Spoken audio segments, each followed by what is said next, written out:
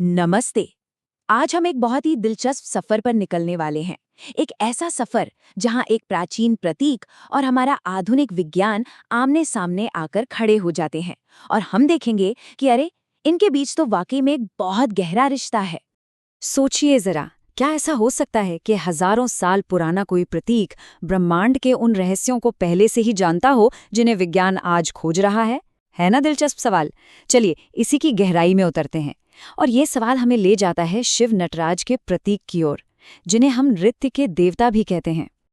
देखिए, नटराज की ये जो छवि है, ये सिर्फ कोई कलाकृति नहीं है। नहीं, ये तो असल में हमारी पूरी वास्तविकता का एक दार्शनिक नक्शा है, एक डायग्राम है। ये हमें एक ऐसे ब्रह्मांड के बारे में बताता है जो जो कभी रुकता नहीं, वो हमेशा गतिशील है, जीवंत है और लगातार चल रहा है। तो चलिए इस ब्रह्मांडीय नृत्य को और करीब से समझते हैं। सबसे पहले बात करते हैं इसी मूल विचार की कि ये पूरा का पूरा ब्रह्मांड ये हमेशा मोशन में है, हमेशा गति में है।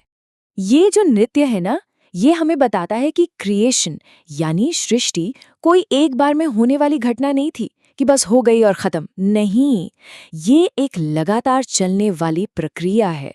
एक एक कॉस्मिक रिदम है, एक लय है जिसमें ऊर्जा और चेतना एक बैलेंस बनाकर चल रहे हैं। और इसी लय में चीजें लगातार बनती हैं, बदलती हैं और खत्म हो जाती हैं। अब एक काम करते हैं, इस प्रतीक को थोड़ा टुकड़ों में समझते हैं और शुरुआत करते हैं बिल्कुल बिल्कुल शुरू से, यानी सृष्टि के पहले पल से। यहाँ हम देखेंगे कि नटराज के हाथ का डमरू और हमारे विज्ञान का बिग बैंग ये आपस में कैसे जुड़े हैं। और यहीं पर ना एक कमाल की समानता दिखती है।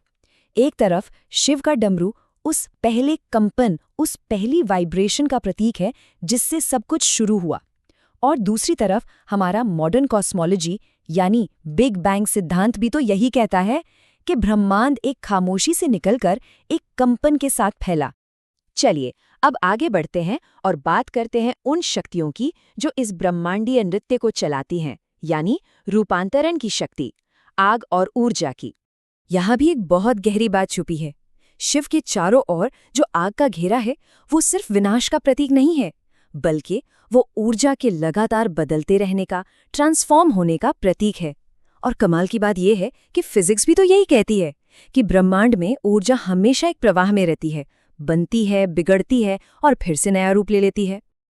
अब थोड़ा और गहराई में चलते हैं, जूम इन करते हैं एकदम एकदम छोटे लेवल पर और देखते हैं कि वास्तविकता के सबसे छोटे पैमाने पर यह नृत्य कैसे चल रहा है।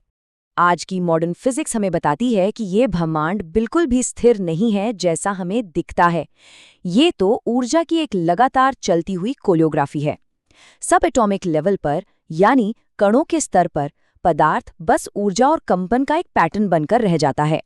कण लगातार पैदा होते हैं और गायब हो जाते हैं, बिल्कुल एक डांस की तरह, ठीक नटराज के नृत्य की तरह। और सिर्फ हम ही नहीं कह रहे हैं, देखिए, जाने माने भौतिक विज्ञानी फ्रिट्जॉफ कप्रा ने भी यही कहा है। उनका मानना है कि नटराज की छवि सब एटॉमिक पार्टिकल्स के डांस से बहुत ज्यादा मिलती जुलती है।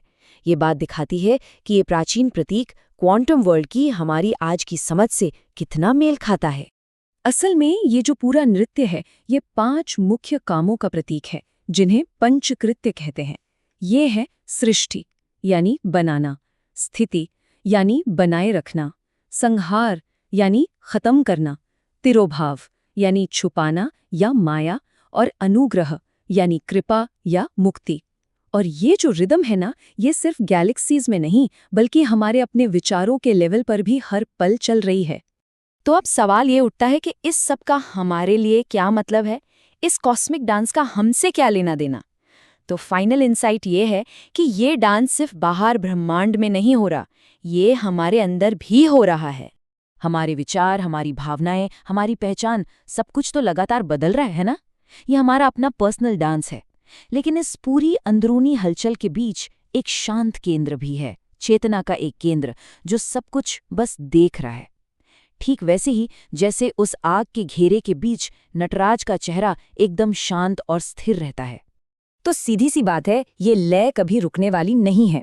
सवाल यह है कि हम इसका विरोध करें या इसके साथ बहें।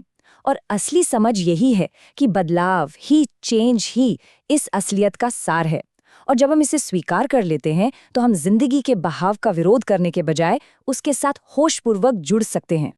यहाँ हम एक विशेष धन्यवाद देना चाहेंगे हमारे प्रायोजक गणपत व्यास को, जिनकी वजह से ये खोज आप तक पहुँच पाई। अगर आप इन विचारों के बारे में और जानना चाहते हैं तो lifedevote.com पर जरूर जाएं। और हाँ, ऐसे ही और विश्लेषण देखने के लिए जहाँ प्राचीन ज्ञान और आधुनिक विज्ञान मिलते हैं, इस चैनल को सब्सक्राइब करना ना भूलें।